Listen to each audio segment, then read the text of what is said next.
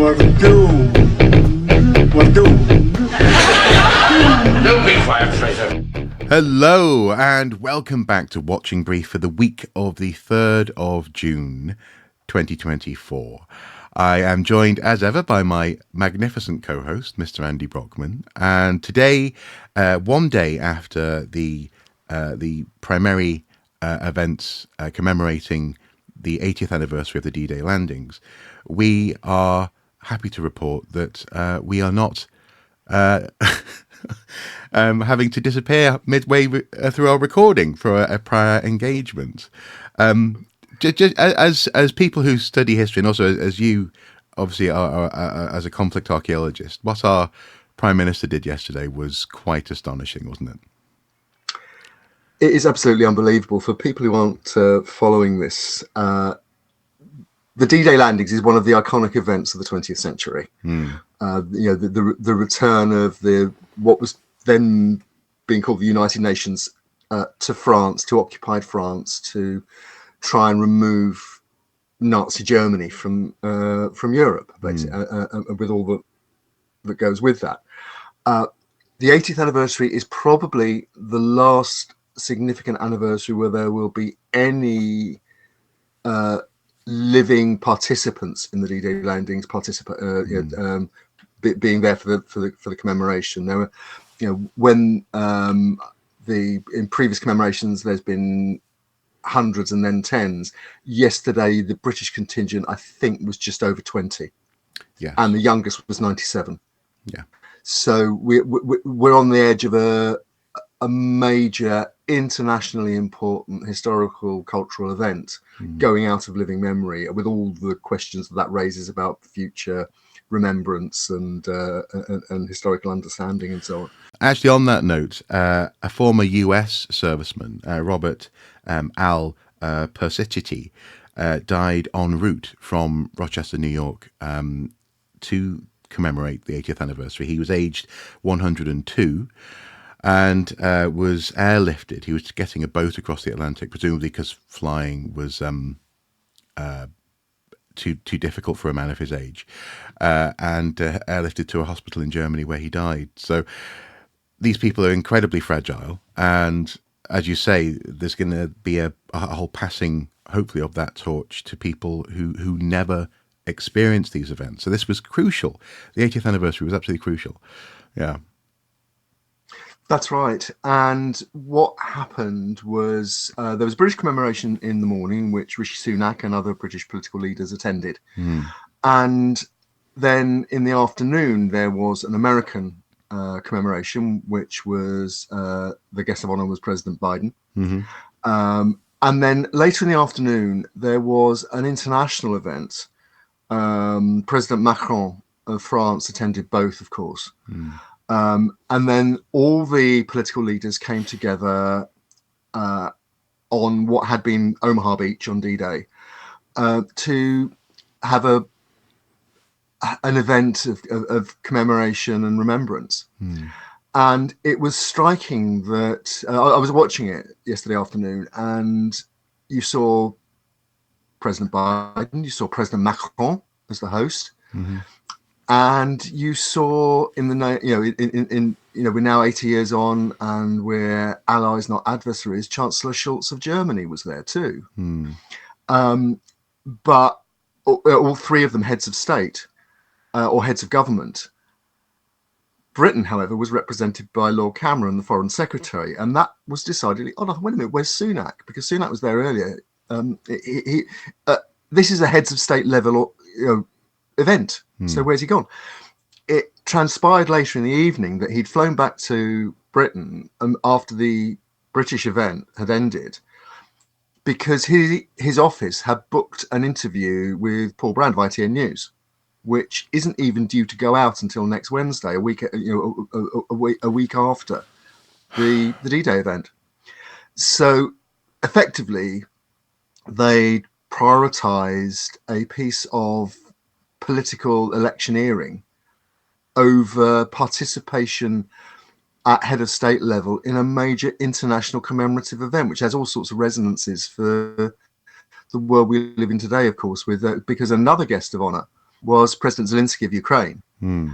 And to cap the incompetence, really, of what Sunak and Sunak's office allowed to happen, one of the main press images of the day was the current opposition leader, Keir Starmer, meeting President Zelensky, as though head of state to head of state. In fact, there's all the memes are doing the rounds along the lines of Zelensky saying, "Oh, well, I'll pop into Downing Street and see you in a month's time then." Because Starmer was being allowed to look like the head of state. Yeah, It's astonishing. And it's astonishing on various levels. First of all, on the level of just basic human decency and respect. But Yes, it's astonishing that's that the most he didn't. important thing. Yeah, but it's astonishing, even if he is in electioneering mode, that he didn't take this as an opportunity to have a day off from being hounded by the press and say, "Come on, guys, let's take a moment to respect the achievements of that generation and the solemn echo for the world today." He could have used it to look more statesmanly, but instead he scurries back home for an interview with a journalist. That's just, it's. I mean, it's better than that, though, Mark, because the interview that obviously ITN put the interview in the can yesterday, because that's the day they've been booked for. Yeah, there's no reason to. That's what they say. They weren't offered an alternative date, and I think we can take them at their word. But what they did do was what's called clip up a part of the interview. So they release an extract to build anticipation, but also to reinforce the news story of the day. And the clip they released was Prime Minister Sunak denying that he'd lied about a claim that Labour would charge every family in the country £2,500 extra in tax, which had already been blown up as inaccurate and not to be used because it was a political construct by the Chief Secretary of the Treasury. And yesterday, at tea time yesterday, around 6 o'clock, a press release from the government statistics watchdog, which makes sure that politicians use statistics effectively and fairly. So he was drawing, what they got was a really bad look in terms of hightailing it back to Britain, bailing on this major international event in order to take part in an interview.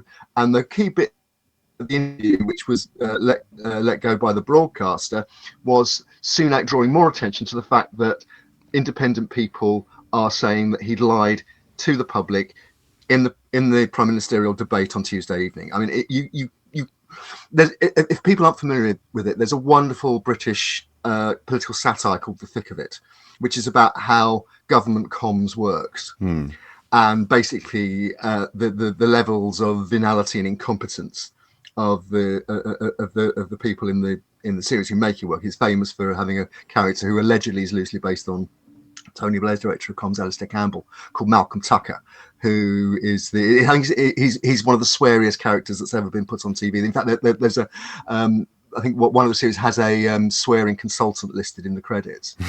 Incredibly creative use of language. But if Armando Iannucci, who created The Thick of It, and also obviously created things like The Death of Stalin and so on, if Armando Iannucci had written this as an episode of The Thick of It, they probably would have dumped it as not credible. Yeah. I mean, it is just astonishing. Yeah. Just astonishing. So disrespectful, lazy, egotistical, and seemingly defending a proven lie. It's just absolutely. Anyway, if they weren't already, after this, there'll be Conservative candidates all over the country who will be in absolute despair that they're trying to save their party and their careers, and at the top, this is going on. It's, as I say, you couldn't make it up. Go back to conflict archaeology and military history and so on. It's largely discredited now, actually, but there's a phrase that's talked about a lot in reference to the First World War, which is lions led by donkeys. But if there was ever an example of that being the case in politics, I think this Conservative general election campaign fits that description. It's been one pratfall after another, most of them unforced errors. And it's got to the stage now where people are even saying, wait a minute, has Sunak got a spread bet on the size of the Conservative defeat? Yes. Well, never mind lions led by donkeys, liars led by donkeys. Of course, as relatively impartial journalistic types, we can't assert that that's definitely the case for everyone, but certainly based on Sunak's behaviour in recent days. I mean, I think the point, as we must, dragging it back to the history and archaeology and the heritage world that we're a part of, and we talk about in these podcasts. It's one of those occasions when what we do in terms of finding out about history, putting that history in front of the public, comes to the widest possible public on events like the D-Day commemoration. In the same way they do at big events like coronations and things like that. The historical context suddenly becomes really, really important. And I know, as somebody who's worked in the field for over 20 years now, I know that the sensitivities and feelings of veterans, of families, of people who have lived experience of World War II and passed on that lived experience to their families and so on. It's really important to many, many people. And people, it's one of those occasions when people say, "Oh, well, what's the point in studying history? It's all in the past." History is just one effing thing after another, as Alan Bennett said in History Boys. It's actually a core part of other people's lives, and I think people who sit in offices in Downing Street may be playing sort of four-dimensional chess in political strategies, should get out in the real world a little bit more and talk to people to whom this stuff actually matters, and what happened yesterday will be hurtful. And also I think we'll see, we can talk about what if we don't mark events like that and mark them thoughtfully and respectfully, and openly, and engage wider communities.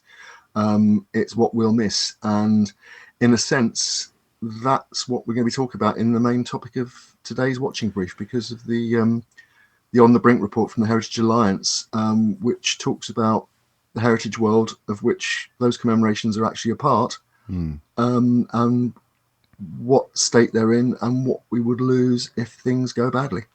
And that's badly on account of often decisions by politicians. Yes, no, absolutely. And I mean, you say for other people, it's important. I think that's the point. For seemingly, if a leader is behaving like that, and if government and decision makers are behaving like that, history and its importance is for other people, not least because you cannot make, as far as they're concerned, you cannot make an easy profit from it. Although, of course, this report that we're going to be looking at today highlights that that's not necessarily the case, counterintuitive as that may sound to some. But yes, we're into the main part of this week's episode by looking at the Heritage Alliance's report titled On the Brink. I've certainly pointed this out in other places. We've talked about it and pointed to it in a previous watching brief, because it's a very important report, very timely report, and as you've said to a mutual friend of ours, a mutual friend and colleague, we're doomed, apparently. Although you didn't use the word doomed. Now, I did go full Malcolm Tucker, if I remember rightly. Yeah, you did. And the key findings when we initially open up the report are that dramatic. We have 5 top bullet points, as it were. First of all, that heritage is facing an existential threat. If it's not looked after, it declines rapidly, they say. Secondly, heritage has particular vulnerabilities. Whilst all sectors have felt the brunt of economic pressures in recent years, pre-existing challenges have made the heritage sector particularly vulnerable, they say. Thirdly, heritage is, in fact, a resilient and resourceful sector. I would agree with that. Many of my friends and colleagues are very clever, resourceful, and have to do a lot with very little. They say here, heritage organisations have survived and thrived in the face of significant threats, many of them in recent history. This is true. Fourth of five, they say, heritage is part of the solution. Our sector is uniquely placed to drive sustainable growth and offer support to those that need it most, they say. And finally, in this report, heritage could do more with more. Investment in our sector will yield benefits for everyone. The transformative Culture Recovery Fund was unprecedented, but does not need to be unrepeatable.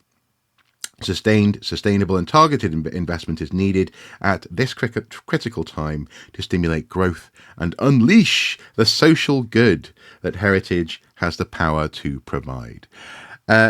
It's a very well-written report, isn't it? Because as grim as that first point about heritage being in this position of facing an existential threat, and as the report is titled, being on the brink, they do also turn it around to focus on ways in which actually heritage, if just given a little bit of nourishment, will come back and will grow and will actually help the economy to grow as well. But where do you want to start with talking about this report? I want to start by putting the report in context. Yes. For people who aren't familiar with it, where it came from, who created it, and what with. Because I think the report itself and its timing is really interesting, and I'll come to that in a minute. Basically, the Heritage Alliance was created in 2002, so it's just over 20 years old. It's an umbrella body for heritage bodies in the UK, large and small, up to and including organisations like Historic England and English Heritage and the National Trust. Yeah, but also smaller operations like individual museums, historic buildings, that kind of thing. So it has a wide membership, and it's there to lobby and campaign and provide evidence to political decision makers at a local and national level about heritage, which is where this report comes in. Now, obviously, we can talk later maybe about how effective archaeology as part of the heritage sector is has the ability to campaign and lobby. Well, I didn't want to interrupt you, but I was going to say, so we are allowed to campaign. Interesting. The thing is that we can talk about that later, maybe, and perhaps we should. But effectively, yes, many of these organisations are charities, and the Charities Commission has said explicitly that if it's part of your core charitable aims, yes, you can campaign. So yes, you can campaign for more funding for your sector if you're a heritage body. Yes, you can ask the government to change the law to provide more protection for the historic environment if you're a heritage body, and that's one of your core aims is promoting and preserving the heritage environment. So this idea that we're a charity, we can't campaign, is to use the technical term bullshit. But you're all about the colourful words around this report, definitely. Well, this report was, I think, clearly commissioned with an approaching general election in mind. Now, I'll explain why. I don't think the Heritage Alliance knew that there was going to be an election called at the end of May. No. In fact, apparently even Rishi Sunak's cabinet didn't know that there was going to be an election called at the end of May. He'd asked the King for a dissolution of Parliament before he actually told his cabinet members. Wow. Okay. He's just a comms magician, isn't he? He just knows how to inform people of things and how to look good. We've already been down that rabbit hole once on this podcast. I think we probably ought to avoid it. But now, look, I don't think the Heritage Alliance knew that the general election was going to be called as early as it was. There was always the risk it might be, but I suspect that originally their timing for releasing this, just almost days actually before Sunak called the election, was to put it in the public domain. And with an autumn-winter general election in mind, because what it is a manifesto for that the Heritage Alliance wants to put down in front of the new government on July the 5th, whoever forms it. Yes. And it is also, I think, significant that it was the primary authors. If you look at the section at the end, which describes the report and how it came about and who contributed to it and so on, the principal authors are Kathleen Keown and another person called Momina Matin. Now, both of those are civil servants who were on secondment to the Heritage Alliance. That happens a lot in government, where civil servants at various stages in their careers get seconded to companies, organisations, and so on, in order, for them to share how government works with those bodies, but also for them to learn how those bodies, how those industries, those businesses, those sectors work, so they can feed that back into government. And the idea is it makes government more effective. Okay. And I think it's really significant that the report was written by effectively two civil servants, because it's written in a way, it's densely written, it's evidenced, it's building a case, it's a briefing to be put before a minister. And the bullet points and the case studies are, briefing notes to engage the minister's interest if he's not going to read the whole, the whole report, which is, I think, 70 odd pages altogether. So that's significant. It is also funded by Historic England, and which is obviously the government regulator for the heritage sector in England and Wales. In England, and it draws on data from Historic England built up over the last 3 or 4 years from the COVID during and after the COVID pandemic. And there's also involvement from English Heritage and a commercial company called Ecclesiastical Insurance, which handles insurance for a lot of heritage buildings, and which is one of the issues that's discussed in the report. And it came about as a result of a call for comments and experiences from Heritage Alliance members. And that covers, as we said earlier, that covers a very wide spectrum of people in the heritage environment, working in the heritage environment. So, it's a broadly based report based on data and written by people who are trained to present data to government ministers. And I think we have to see it in that. We have to see it in those terms. And finally, down to the presentation. Obviously, we've only seen the PDF, but it is strikingly well presented. And the reason I made the joke about Private Fraser in Dad's Army and his, we're doomed catchphrase is, broadly speaking, that's what the report is saying. It's saying we're doomed if. Yes. And the if is if these certain things aren't done. So, but in fact, instead of Private Fraser on the cover, we have and the credit is given to English Heritage, but a very moody, brooding, stormy image of Tintagel Castle, the rock on which Tintagel Castle stands, which really sets this sort of sense of Gothic menace as you open the report. So it's a, if nothing else, even if you disagree with every single conclusion, I think it's a classy piece of work. It is. It's extremely well put together. I think actually a lot of academic colleagues could learn a thing or two about presentation from this sort of document when they're putting together their posters and presentations at conferences. Yes.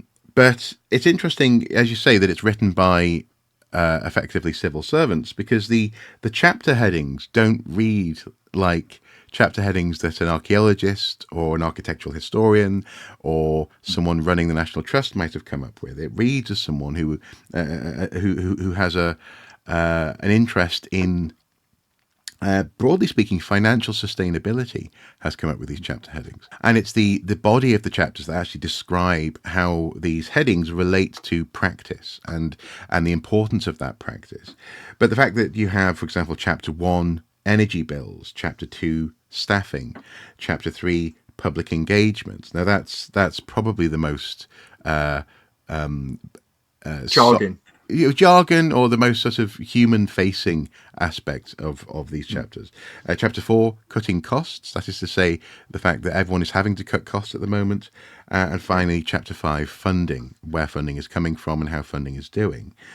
It lays out problems, but also those areas where solution-orientated practice should be focusing. What stands out to you? Because I mean, obviously, the thing is, a lot of this is already obvious to many people within these various sectors, of which archaeology is only a part of this heritage umbrella.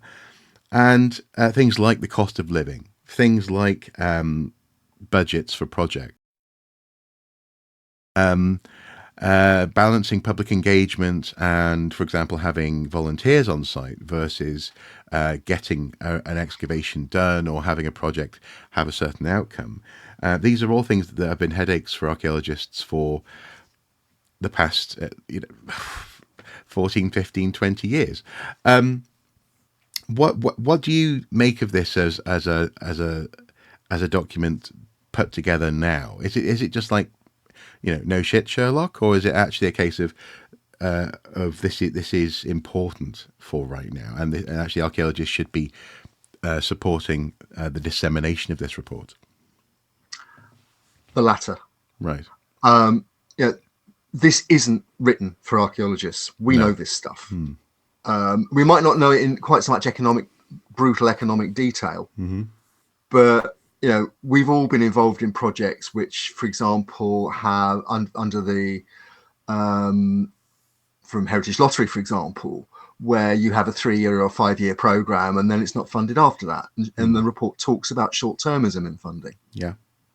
I give you a case in point. I remember in the late noughties, I was doing things with the Thames Discovery Programme, which was in London. It was a pioneering community archaeology programme to look at the foreshore of the River Thames, right the way through from West London through to the tidal section down where I am here at Greenwich and Woolwich.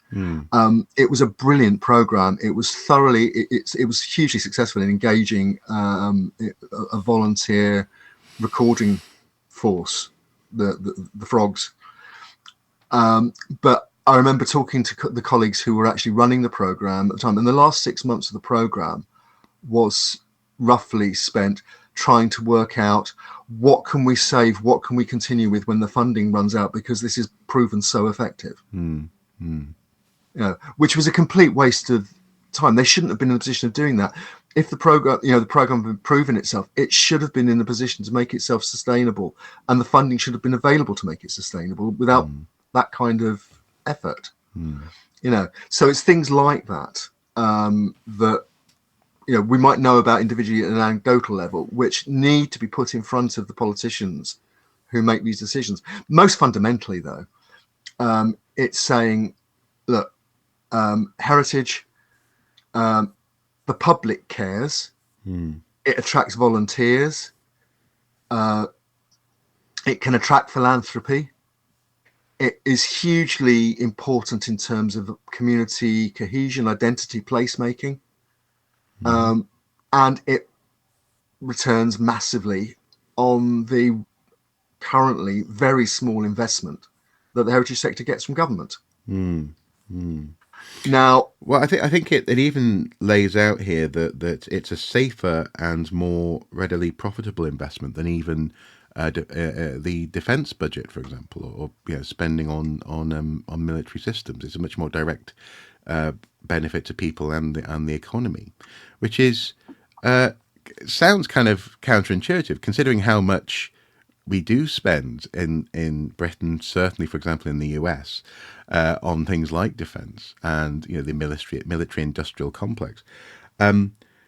That's interesting to see written down, and again written down by people who've been put on secondment effectively from the government support machine. That's fascinating. Yeah. Yes, I mean, yeah. For people aren't familiar with the way the British civil service works, it's not like countries like the States, for example, where a lot of the civil servants are political appointments, senior managers of political appointments, and so on. The British civil service operates independently of government, whoever forms the government, and is there to enact what the government wants to do objectively, within the law.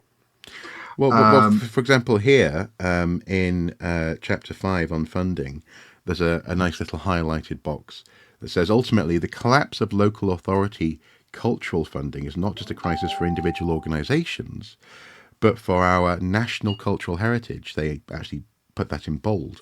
It reflects a broader failure to recognise the vital role that culture and heritage can and do play in supporting community well-being and levelling up national economic growth. They're even using party political jargon there. Levelling up is a darling of the Johnsonian and Sunak government. So again, yes. It's written to convince, isn't it? To persuade.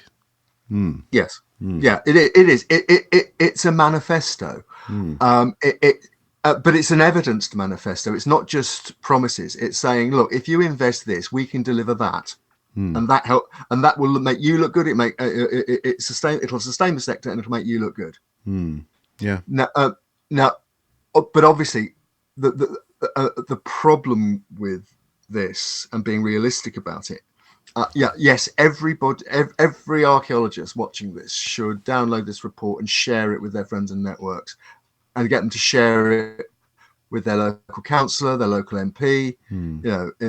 It's probably one of the most powerful documents that the heritage sector has produced in a long time. And as I say, it was clearly produced with that in mind. Yes.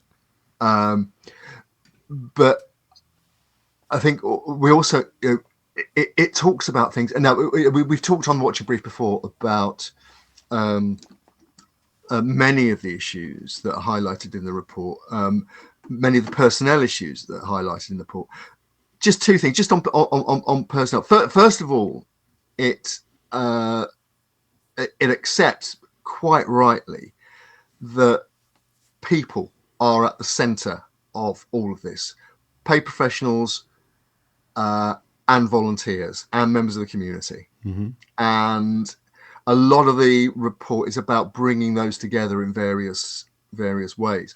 But it highlights issues, for example, volunteer dependency. Now, we're recording this during Volunteer Week in Britain, when we rightly celebrate the people who volunteer in our communities. You've done it, I've done it at various times. Many people do volunteer in various ways. But as I always say, and I say this partly from experience as a volunteer on the board of directors of a grade 2 listed building, which is heavily reliant on volunteers to operate. And that is, and in fact, finally, when we finish recording, I'm off to the local council's volunteer awards, where it says thank you to the volunteers in the borough every year. Yes. But and volunteering, that might be a part of it. Yeah. Look, hey, take what you can. Nice sandwich. Absolutely, yeah. Yes, yeah. What politicians call the rubber chicken circuit. Yeah. Look, volunteering is at the core of a lot of what happens in the heritage world. But volunteering can only be done effectively and safely if there are the paid professionals to facilitate it. It's and this is the kind of thing it talks about. Well, and in that context, with volunteer dependency, just prior to that, they mentioned historically low wages. They absolutely talk about historically low wages, and workforce retention. Exactly the kind of things that CIFA members seem to want CIFA to campaign on, which CIFA is declining to campaign on. Yeah. So really, I asked you yesterday about pandas, didn't I? When we were doing a little bit of agenda prep for today's episode, pandas, turkeys, however you want to frame them, are unfortunately some parts of the archaeological part of this umbrella of heritage a little bit too likely to either be the turkey that votes for Christmas or the panda that refuses to meet up with a partner and make the next generation of pandas. In that sense, far too happy eating a piece of bamboo and just grateful that the bamboo's there, as opposed to actually thinking about the future and engaging with people who, if we leave the panda to one side for a second, people who are desperate for them to consider things like pay conditions, the quality of the sector. And I say that in both in terms of its output, but also in terms of what it's like to be an archaeologist or a museum specialist or a public-facing heritage worker, the quality of what that's like to experience, both as the public, but also as the person doing it, living it, and then having to go home and make sure the bills are paid. Is this? I mean, you were saying that we should, friends and colleagues should be sharing this with potentially local people of a political persuasion, MPs, particularly on their campaigning route. But should this be a moment for bodies like CIFA to actually sit up and pay attention? Because it feels as though they haven't. And the reason why I say this is that we've seen very little on their social media about the fact that there's a general election at all. Never mind the fact that this is an opportunity, and that's what this is. It's laying out not only the risks, but also the opportunity to be in on the ground floor with a new administration, whether it's red, white, blue, or whatever, whichever party it is, in addressing these key existential issues. Do you think that's actually happening? Are people paying attention? I think we can see what tends to happen. I think in the archaeology world, and please, leadership of CIFA, CBA, FAME, please tell me I'm wrong. Tell our sector that I'm wrong. But what I think happens, and I would cite the so-called Attack on Nature campaign that was led by the National Trust and the RSPB when the Liz Truss government tried to effectively remove the environmental checks and balances from planning. Those organisations, which are part of the Heritage Alliance, ran a very effective lobbying campaign against that policy initiative, and scared the bejesus out of a lot of backbench as I say, scared the bejesus out of a lot of backbench MPs. And it's interesting that when Sunak came into power, when the lettuce finally wilted, and Liz Truss was kicked out and was forced to resign, Sunak didn't return to that initiative, although he's a right-wing political economy. He believes in a sort of free market economy, much less regulated than it currently is, I think. But he didn't have the political capital to return to that one. No. And but during that campaign, main archaeological bodies were pretty much silent, although CBA is a member of the Heritage Alliance. And I think there's the argument, there's a suggestion maybe that because, and you can understand why this might happen, these are relatively small organisations, they don't have big back offices, they don't have big advertising budgets. They piggyback on the back of much better resourced organisations like the National Trust, like the RSPB, when it comes to campaigns like this. It also means as well they don't get any flack. If you look at, but it also means they're never going to get any funding and they're never going to get any attention. The less you do, the less people want to give you. This is the reason why, infamously, councils spend up all of their roadworks budget at one time of the year, so they don't miss out on money in the next budget. You've got to be proactive, surely. Yeah, but then we know from the pay and conditions row that's engulfed CIFA and FAME with pressure groups like the Badger Facebook group and so on, pushing for the particularly CIFA to be more proactive. Yeah. in campaigning for better paying conditions for its members. But you see, the thing is, even if you don't want to get your hands grubby campaigning for something, money just to keep the sector going, Yeah. there are a couple of points in the chapter in the report on staffing. It talks about a number of things which really ought to be front and center of archaeological organisations campaigning for better resourcing and better training, and that it talks about across the sector, but this is particularly applicable in archaeology, I think. We're coming to the end of the active generation who grew up in rescue archaeology in the 1970s and early 80s and the beginnings of PPG 16 and developer-funded archaeology. With all that experience of local areas, all that experience of particular digging particular kinds of site and so on. An aging workforce. The report addresses the issues of aging workforce and replacing both aging professionals, but also aging volunteers. You look at the age demographic of volunteer stewards and a National Trust property. Certainly, traditionally, it's people who have retired. Now, okay, people can retire even in their 40s, certainly in their 50s now, with many years, thankfully, of active life ahead of them. But sorry, go on. At some point, that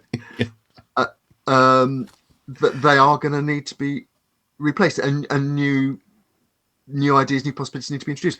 The other thing that the report mentions in the same chapter is specialist skills, be that specialist conservation skills in terms of handling particular materials, working with particular materials in terms of historic buildings and so on, or in archaeology particular, things like find specialists. You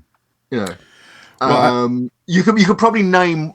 Okay, it's probably unfair on the other professional find specialists who are out there doing the work, but asked to name a specialist in early medieval pottery, and people will think of Paul Blinkhorn. Yes, yeah. One person.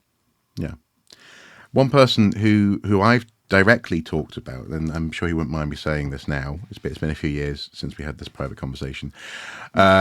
About legacy, about whether or not he'd be willing to create a PDF document of some of his accrued knowledge for other aspiring pottery specialists.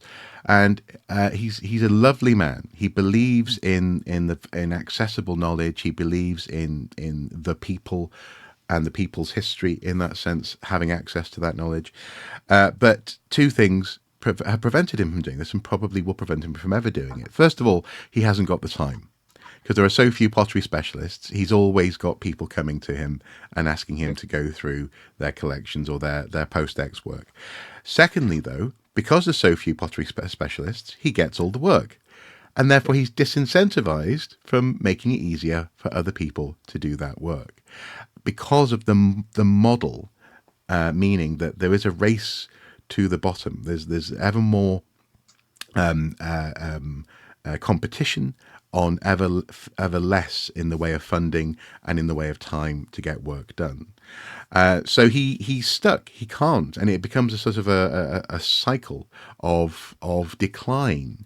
Now, on that note, actually, there's another part of the report that I'd just like to quote, if that's okay. Do you mind? No, of course. Yeah. So archaeological stewardship and active participation are at the heart of what we should do in education and research, with young people, in community archaeology, and in all our advocacy work, whether that is safeguarding historic buildings, reforming the Treasure Act, campaigning to protect rural heritage, or deriving maximum public value from development-led archaeology. The entire archaeological sector needs to work together with new and innovative collaborations, creating stronger future partnerships to support even greater public involvement and action. The archaeological discipline of the future is a strong, appropriately rewarded and highly skilled profession that works closely with an active community and voluntary sector. Now, there's a problem with that quote. Do you know what it is? You tell me. It's from January 2011. 2011, in issue 250 of Current Archaeology. It's 13 years old, and we've done absolutely sweet FA. Yes. I'm personally very frustrated by this. I've always been frustrated by this. It's been a feature of my career.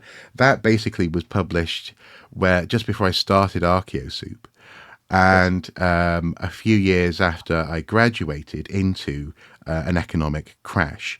It was published in the context of swinging, as they say, swinging budget cuts to the sector. And what they were trying to say on the cover of that magazine was, after the cuts, are we facing a new dawn? Will there be new shoots of growth? Is there new potential and possibility for archaeology?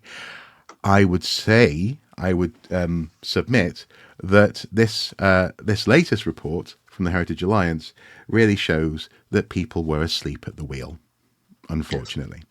Yes. And I'm irritated by that, and I want to see better.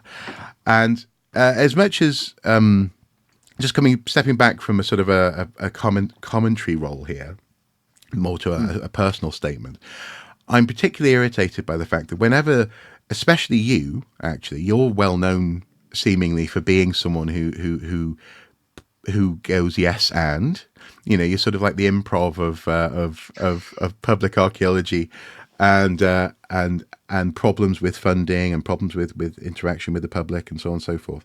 Yes, and okay, that's great, but can we do better?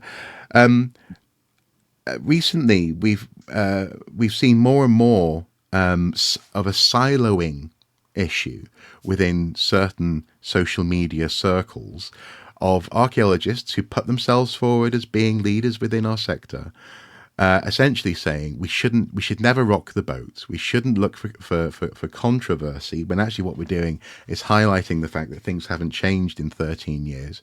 And we certainly shouldn't bring archaeologists into discussions about, say, planning and budgeting and the importance of work and the way that work relates to the community.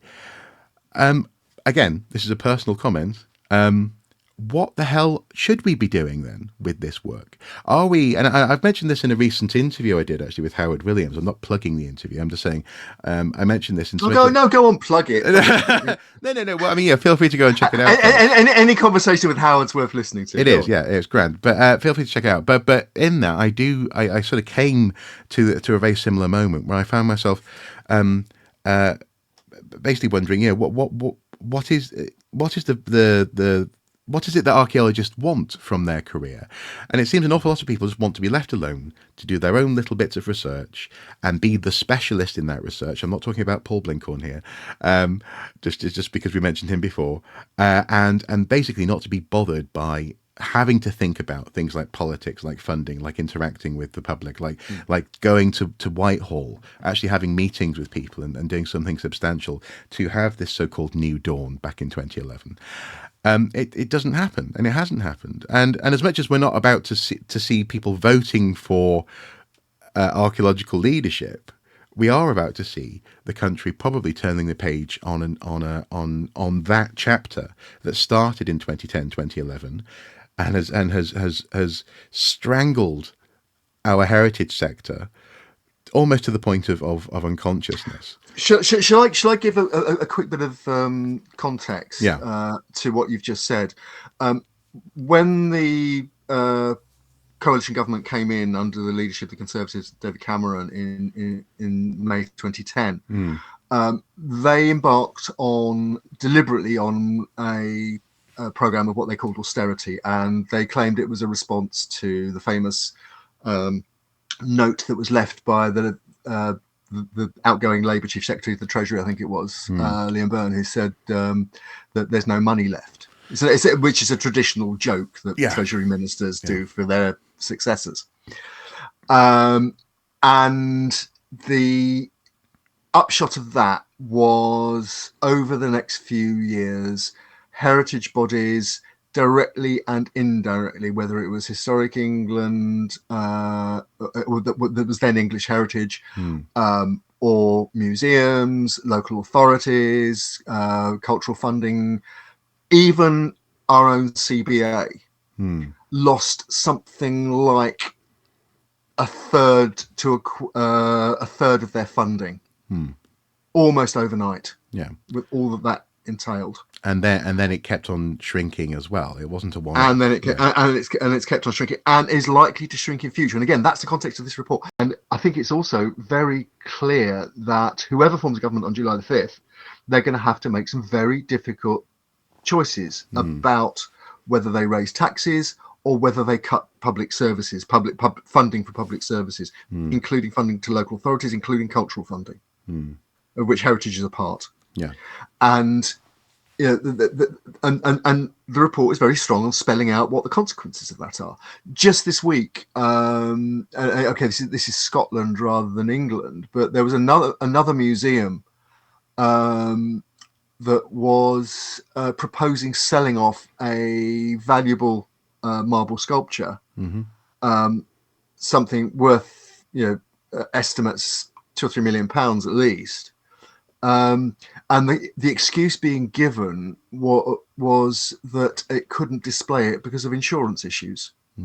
That's covered in the report. Yeah.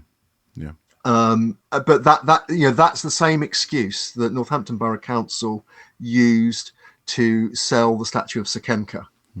They claimed that they couldn't display it because it was too valuable and they couldn't get the insurance for it. Yeah. Again, to use the technical term, it turned out to be bullshit. But it's a powerful argument in the current funding climate. And all over the country, there will be public collections, publicly held collections, collections held in trust for the public by a local authority in museums and galleries, where valuable items could be cherry picked for sale. For a short-term sugar rush of an extra, couple of million, few £100,000. And the thing is, it's like the investment in people. Once the people are gone, once the experience is gone, once the people who can train the new people are gone, it's all gone. And that's why the report is called On the Brink. Yeah. Now, I think the other thing about you talked about the sector. I think another significant, when you're trained to look at the subtext of documents, you ask questions about why this, why that. The content page is faced by a series of comments about the content of the report and about the place of heritage. Yep. And I think it's very instructive looking at the names on that list and what they do. And what they do. Yeah. The smallest organisation on there is the Canal and Rivers Trust. Richard Perry, their chief executive, is quoted. You've then got the Association of Independent Museums quoted. Yep. The CEO of the Architectural Heritage Fund, which is a conservation charity looking at historic buildings, which is painfully close to archaeology. Painfully close. Yeah. We're getting closer to archaeology. Yeah. We've got the Ben Cowell, the director of historic houses, again a charity looking at the challenges facing historic houses. And then we get to the big guns. We've got Dr. Nick Merriman, the recently appointed chief executive of English Heritage, who used to be the chief executive of the Horniman Museum, which has been Museum of the Year. But also, I think earlier on in his career, he was with MOLA, Museum of London Archaeology. Yeah. And very active as an archaeologist in London. Latterly gone into museums. So he's now, that's the English Heritage having been hived off, the historic buildings collection having been hived off by the government to get the cost off the books. It's meant to be able to raise money and operate independently. I think COVID has damaged that ambition, but the English Heritage is in a really interesting position at the moment in terms of trying to move forward, and it's done work with things. And again, as the report highlights, access work with things like the organisations like the Trussell Trust to give access to heritage to people who, for example, are using food banks. But that has to be paid for, as the report makes the point. If you're giving somebody free access, that access still has to be paid for. Yep. And then finally, the biggest gun of all is Hilary McGrady, the Director General of the National Trust. Yeah. There is nobody quoted from a specifically archaeological body. No, no. And what I would say is that director of the Association of Independent Museums and chief executive of the Canal and River Trust are, they're not to be ignored because they're here. But I would say that the chief executive of the Council for British Archaeology, for example, could have been there on a similar level. You might say that. I couldn't possibly comment. Yeah. Now, what we're going to be doing, folks, in the next couple of weeks, because obviously we don't just want to be talking about depressing things or things that are meant to rile you up. We're going to be sprinkling a little bit of sugar in with some of the analysis. So, sorry, can I just interrupt there, Mark? Yep. This isn't depressing stuff. This is really important stuff. This is important. This is about possibilities. What the report is really strong on is what we can be if we're properly supported, properly funded. It's a wish list. They're not going to get anywhere near those wishes granted. But it's putting that wish list out there. And if people pick it up and run with it, there's a chance that at least some of those things might happen. And boy, do they need to happen. I'm saying depressing in the context of the same issues being talked about in 2011. Yeah. But anyway, yes, we will be returning first of all to actually our coverage of the past 14 years, more or less, in terms of archaeological news stories. We think it's going to be an interesting exercise to go through our Watching Brief playlist and just highlight why it is right now we are talking about why it is archaeologists and archaeological bodies should be talking to the incoming government and their local politicians. This isn't a fringe of archaeology being interested in politics. It's literally how we get to do archaeology, and I think looking at those stories will highlight whether we even can. Well, whether we even can, and also as well, it will highlight, I think, a couple of missed opportunities. Off the top of my head, I can remember a few that we've covered. So it'd be interesting to take a look at that. We are quite possibly going to be getting someone to talk about green archaeology, not necessarily from a specific Green Party point of view, although I think the person we have in mind is affiliated with the Green Party in some respects. But I won't tie that down too much here. We'll have to wait and see if they're available. And the other thing that we have planned is we're going to be talking about as a little treat.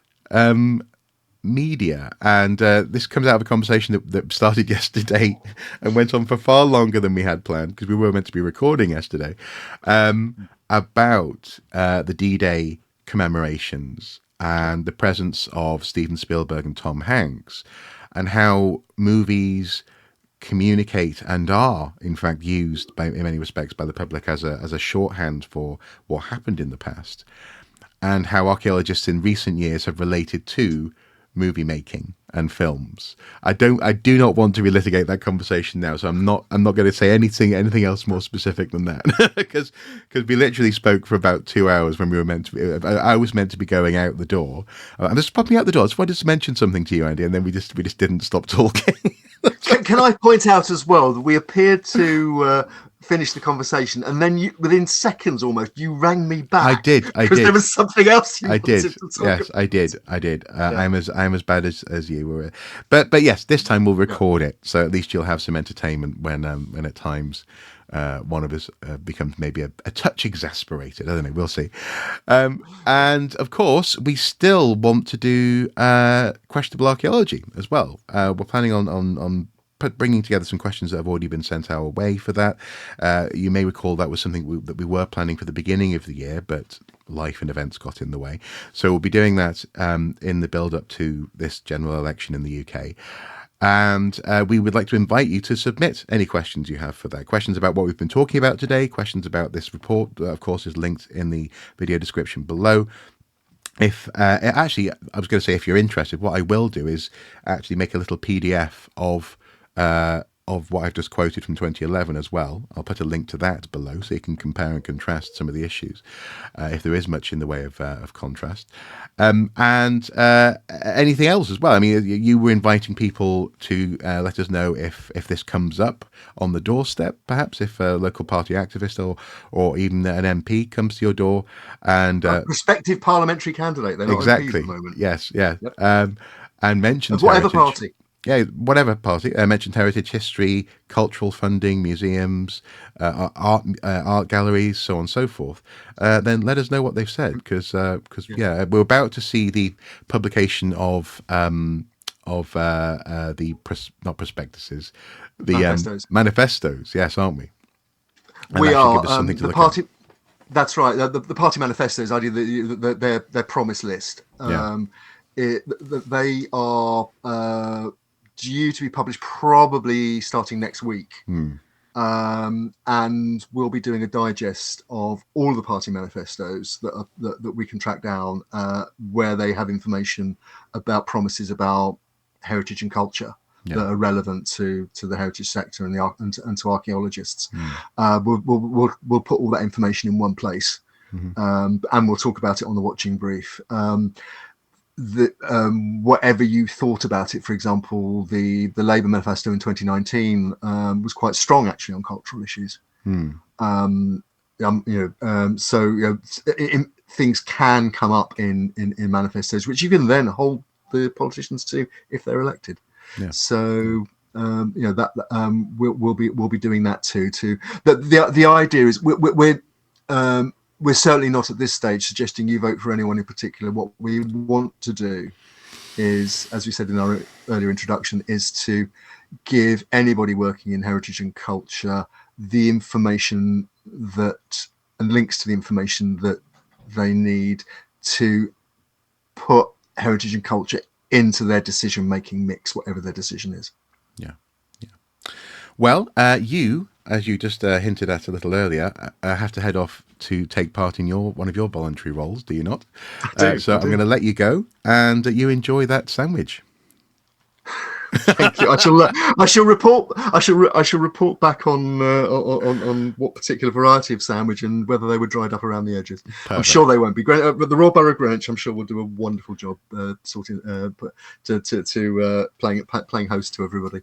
It's actually being held at another Grade 2 listed building, which is part of the network of community centres, of which the one that I'm on the board for is involved with as well. So it's one of those occasions when it's a chance to network. It's a chance to get talk to councillors who make the decisions, and so on. So it's where this low level kind of activism really matters. That room will be full of people who are trying to